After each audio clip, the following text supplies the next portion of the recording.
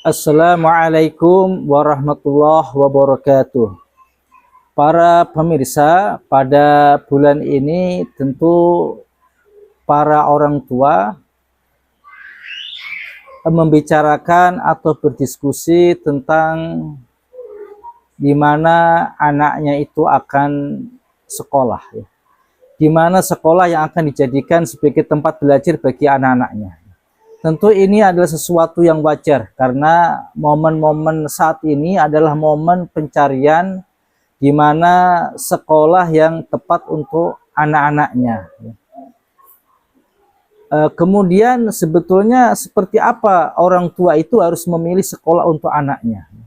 Karena sudah tersedia begitu banyak sekolah yang bisa dijadikan sebagai tempat belajar bagi anaknya.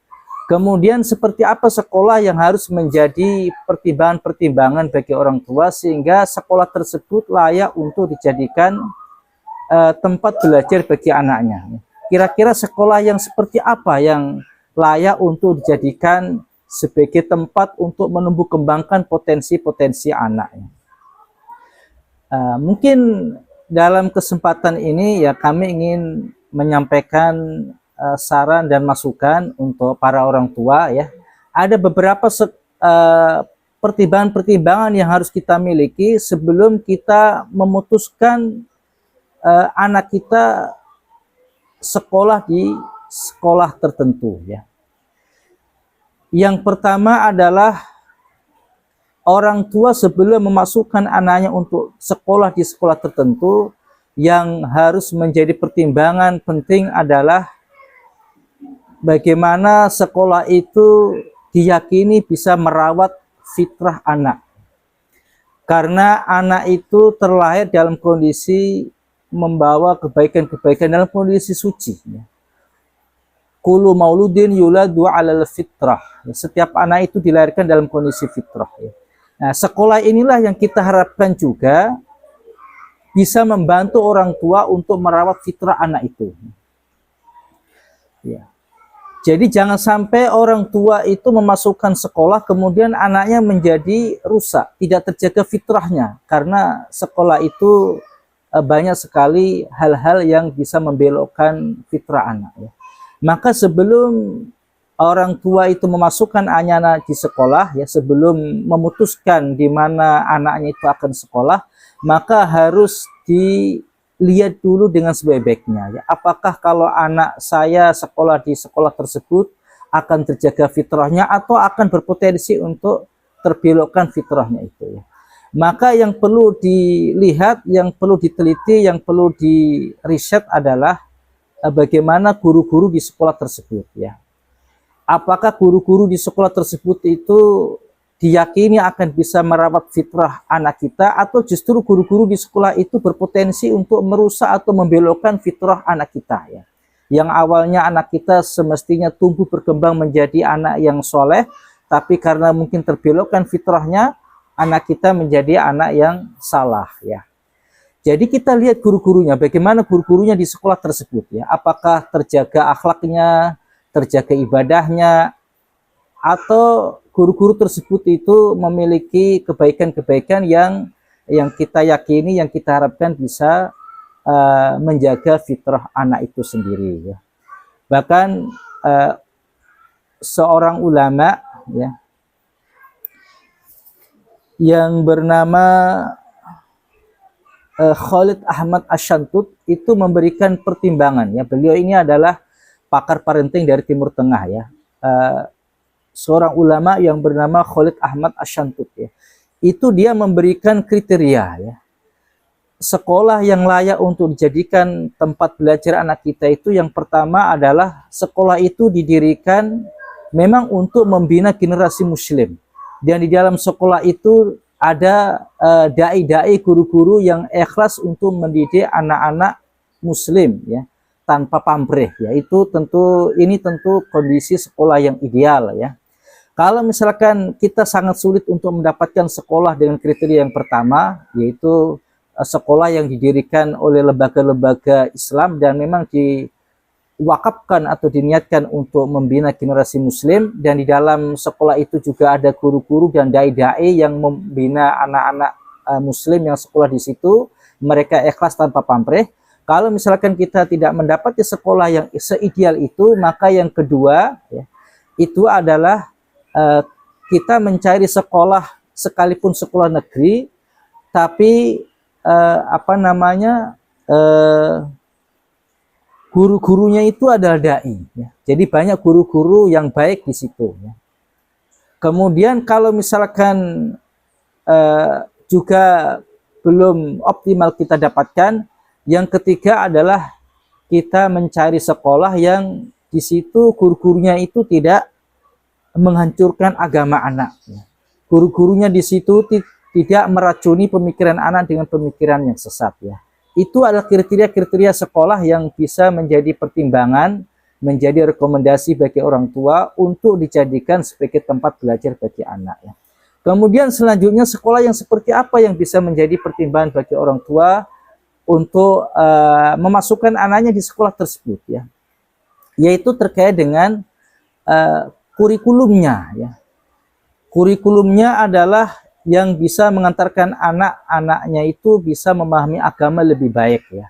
Maka diantaranya cara untuk mengetahui seperti apa kurikulumnya itu, apakah bisa mengantarkan anak-anaknya untuk menjadi anak yang lebih paham agama atau lebih dekat dengan agama, diantaranya dengan melihat komposisi mata pelajarannya. Ya.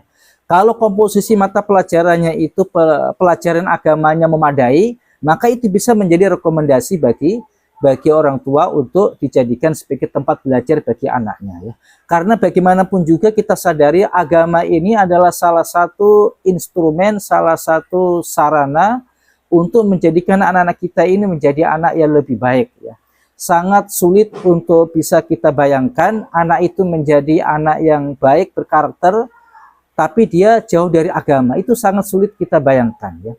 Yang bisa kita harapkan adalah ketika anak itu paham agama, maka akan lebih mudah kita arahkan untuk menjadi generasi yang berkarakter. Ya. Karena agama ini melahirkan manusia-manusia yang berkarakter. Ya. Dalam sejarahnya kita sudah banyak dapati. Ya.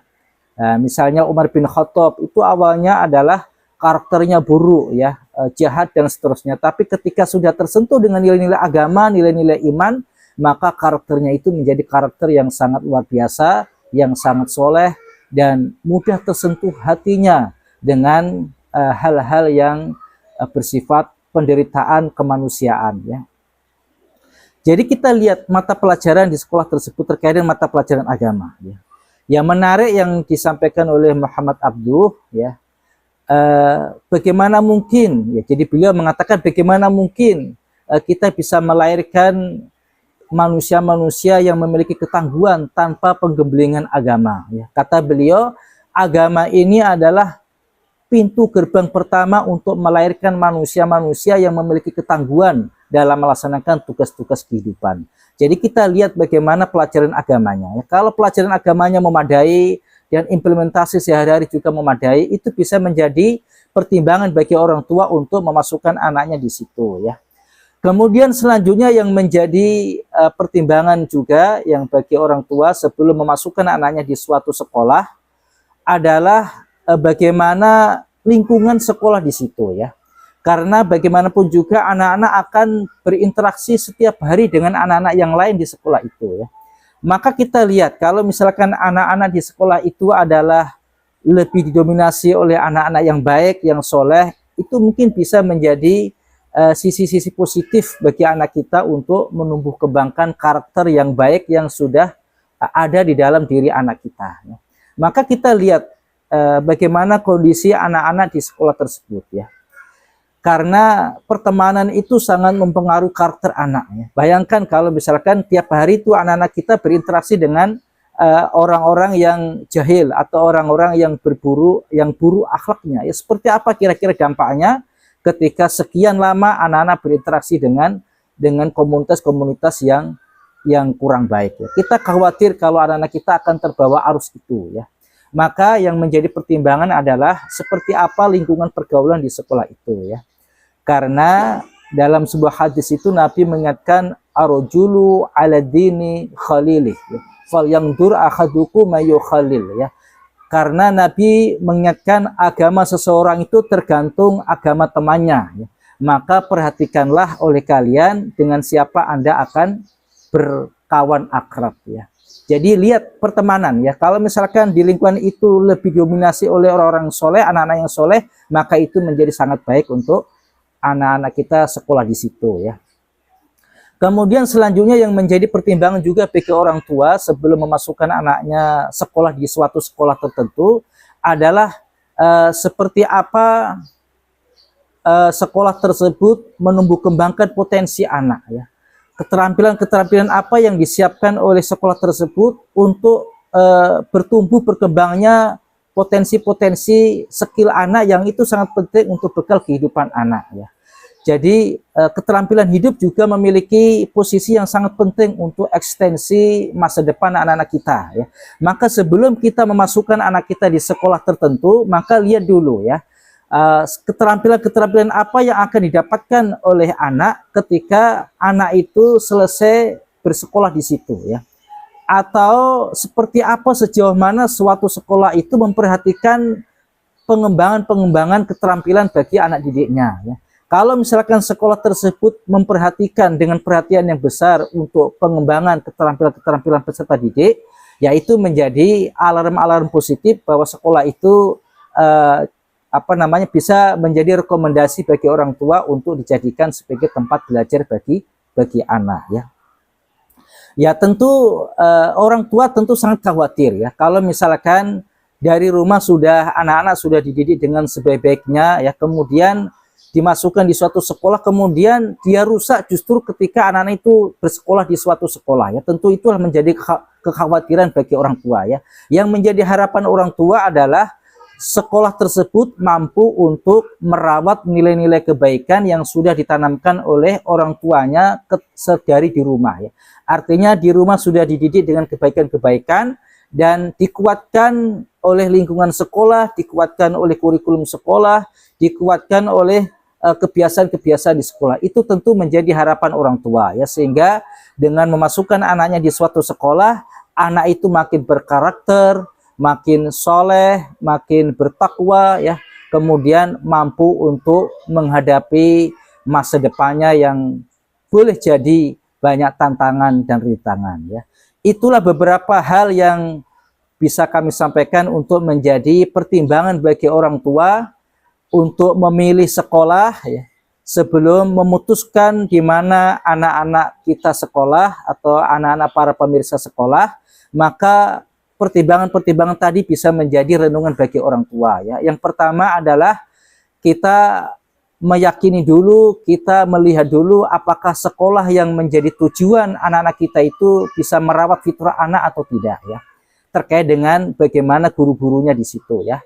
Kemudian selanjutnya bagaimana kurikulum yang bisa mengantarkan anak itu menjadi anak yang baik, yaitu terkait dengan pelajaran agamanya ya.